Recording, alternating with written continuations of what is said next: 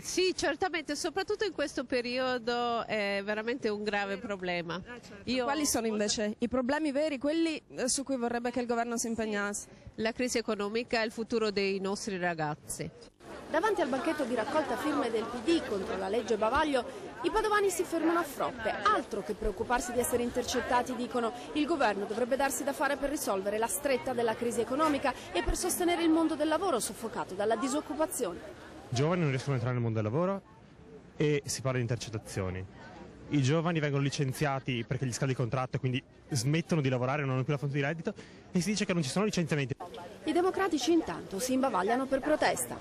Consigliere, ma cosa ci fate con il bavaglio sulla bocca? Vi difendiamo in teoria, difendiamo la libertà di informazione di questo paese. La prima preoccupazione è quella del lavoro, in particolare per i più giovani, che rischiano di avere studiato, avere investito molte risorse e tempo per costruirsi un futuro e si vedono portare via il futuro da un governo che non fa nulla né sullo sviluppo né sulle condizioni economiche dei cittadini.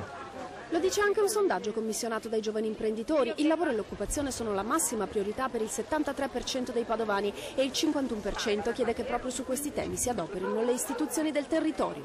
Ma anche nel nostro Veneto dovremmo occuparci di questo, stiamo discutendo da settimane, da giorni di statuto, anziché occuparsi delle tante imprese che chiudono anche nel nostro Veneto.